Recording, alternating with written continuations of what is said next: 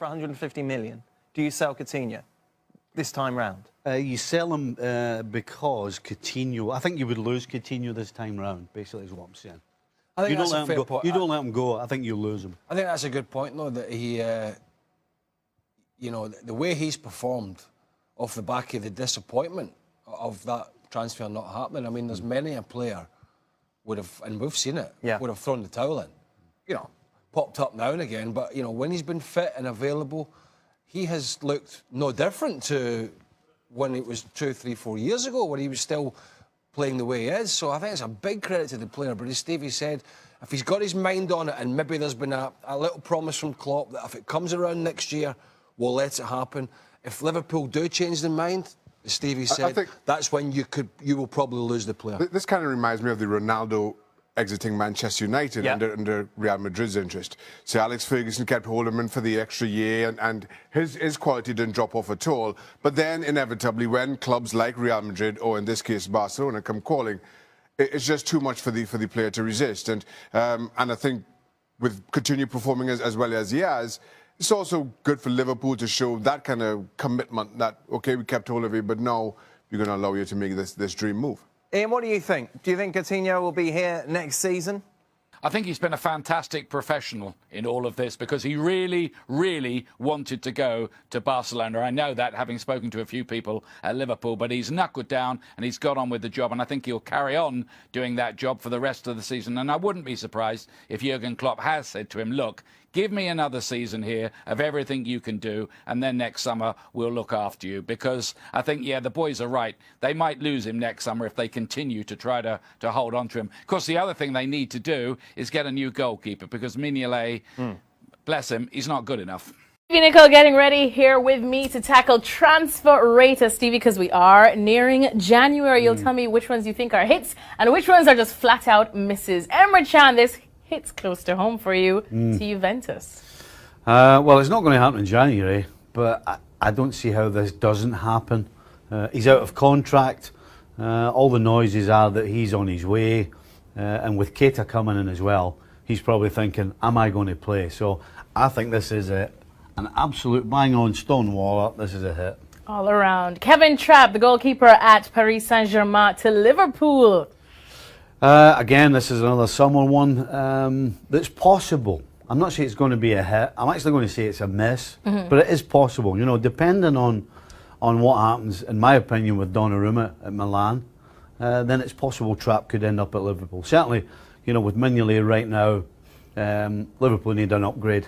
Trapp's an upgrade. Oh, you guys are so harsh on Mignolet, I still think. But Kevin Trapp... Have you seen him play recently? I've seen him play recently. There you go. All right, Bonucci to Chelsea. Would that be a hit or a miss?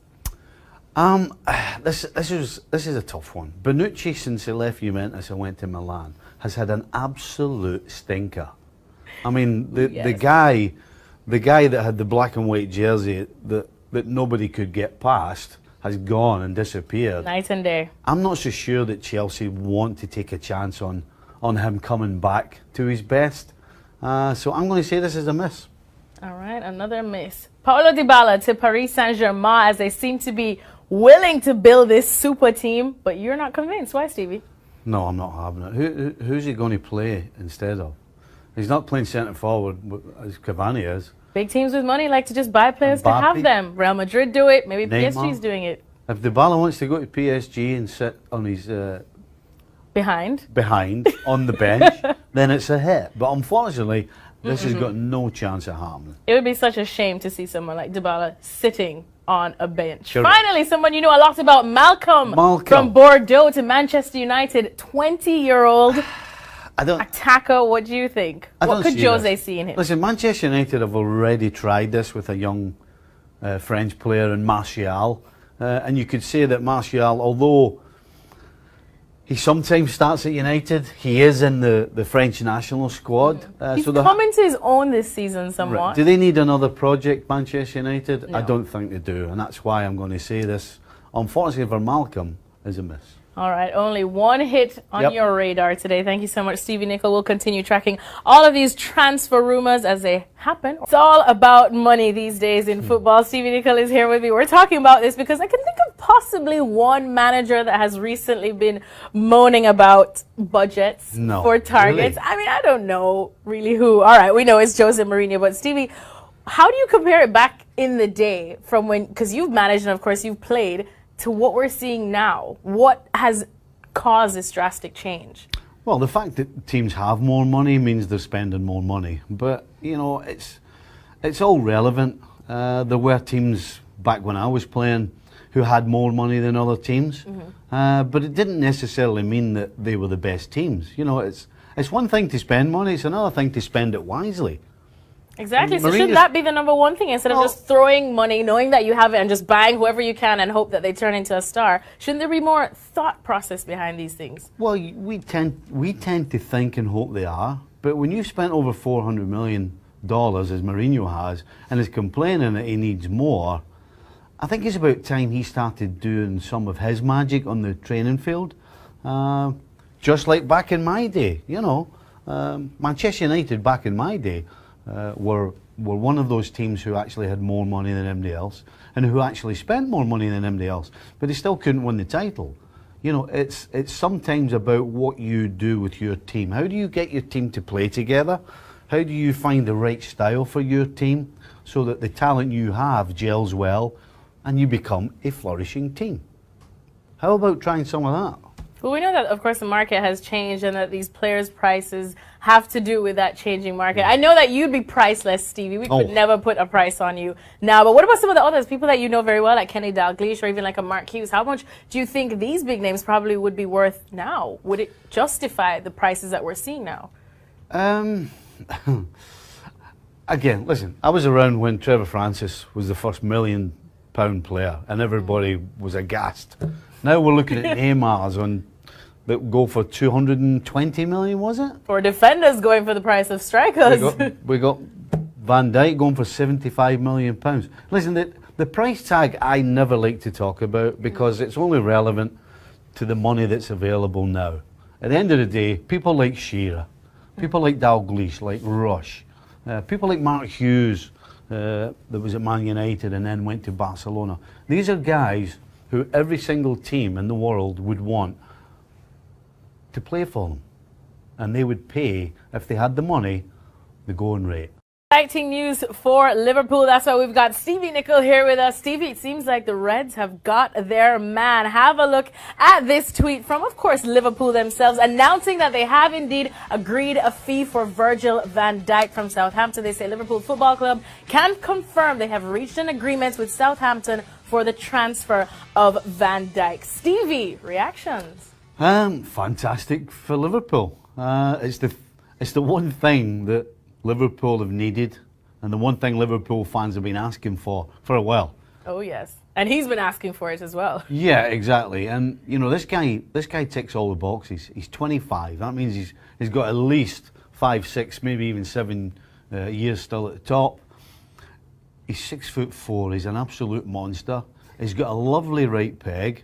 And he plays football. I mean, ticks every box that you need. Well, what about this one? Because let me tell you, last season he had only 12 Premier League appearances. The season before he only had 21. He's had a couple of injuries, so he hasn't really played full seasons so far yet, at least in the Premier League. So for £75 million, how do Liverpool know what they're getting? I don't want to say worth it, but how are they so sure this is what they're getting? Forget the price tag.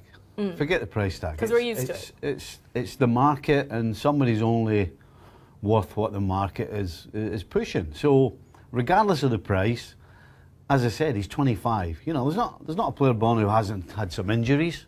You could argue that a guy who hasn't had a full season in the Premier League is a bit of a gamble. I would suggest it would be a huge gamble not to take this guy. He has so much potential. And if all it's going to take is to make sure he stays fit, I think I'll take that gamble. All right, well, look at you, Liverpool, buying defenders at the price of strikers. Watch out, Manchester City. Well, Stevie Nicol is convinced that Virgil van Dijk is exactly what Liverpool need. And with a C at the halfway stage of the season, according to the report card. Do you agree, Stevie? C. No. No? You'd have it higher? No. Listen, Liverpool currently are sitting in the 4th spot. Yep. Let's be honest, Liverpool's reach for me this year has been in the Champions League because City's winning the Premier League. So, listen, the objective is to get in the Champions League, and right now that's where they are. So what grade would you give them? I'd give them a B. Oh, a B? Yeah. Would you give them a B? B, C, B. All right, I'll go with B. Yeah, B's? I mean, just the defending would be... Yeah, that's like an F, and the attack's the A. Yeah. There you go. The attack's been great, but... All right, C. C? Can't have that goalkeeper and I that mean, yes. defending. C. I mean, look, they've done well enough to be one of the best teams in the Premier League. But when we talk about best teams, there's only one really outstanding group, and that's Manchester City. So yeah, they're part of the group that's behind them. I'll give them a B. B's and C's then, according to the boys in the studio, looking at Liverpool's performance so far this season. When you do pretty well for big clubs, like Mohamed Salah has been doing, interest will come, especially from a bigger club, if you would argue such a thing. Real Madrid seem to be interested in the man. Paul Mariner is here with me now, because, Paul, we have to see if he is up to Real Madrid level. If we have a look at just his career in the past, now we know that he was at Chelsea, then he went on loan to Fiorentina, spent 2 full seasons at Roma before moving to Liverpool, which is where he calls home now. So Mara's definitely quite the talent this man has, but is it a Galactico level, or could he get there? Well, it looks as though the way that Real Madrid are playing this season, they're going to be in transition. You know, it's can Ronaldo keep going? Yes. Benzema seems to be on the way out. Bale, what's going to happen with him? So, can he play that? Yes, I think he can. What it boils down to for me, Lex, is the way that the team plays. And when you look at Salah coming to Liverpool, it's absolutely tailor-made for him to really, really shine. He plays in that wide area. He works hard out of transition. But when So is he just benefiting from Klopp's style of play, preferred style of play, to a that certain high degree, press yeah. now? When Roma sold him, he didn't fit into what Roma was doing. Their pattern of play didn't work. They doubled the money on Salah, so it's good business for them. And he wanted to leave, so unhappy player. Okay, we'll double our money. So he goes to Liverpool and absolutely knocks it out of the park. I mean, he's been fantastic. The way that Klopp has handled him, the way that he's played for the Anfield faithful is absolutely lights out. Now, can he make that massive step up? Because I was saying, with all due respect to Liverpool, their ambitions are not quite the same yet as Real Madrid's, because Real Madrid are looking to win trebles and stuff every year. But the Fenway Group are still trying to hang on to Coutinho. They've bought £75 million most expensive defender in the world, Van Dijk. So there's intent there with the Fenway Group. I just don't think that they would want to sell him. Everybody has a price, yes, I completely understand that. But he seems to be a really happy player. You know, the system, you know, with Firmino and Coutinho feeding him and the likes of Henderson supplying as well, it just seems to fit him. And when you're, you know, he's obviously getting well paid, he's in a happy situation. Obviously, when Barcelona, Real Madrid, of teams of that ilk come along, it does turn your head a little bit. But can he play there? I think he can play there because he's got that breakaway speed that you can't handle it. Well, we know that Real Madrid likes to get their hands on the newest, shiniest thing, but it seems like Liverpool would be a bit dumb to let this one go. Very dumb. How much more would you allow Mourinho to spend before getting tired of such excuses? Nothing. Nothing more. Cut him off. Nothing. Yeah. I'm tired of the excuses already. Yeah. He can deflect for fun. He loves an excuse. What? Since you're going to criticise United, they're still second. Oh, well done. What does that say about the rest of the pack? Well, it says they've won the league before.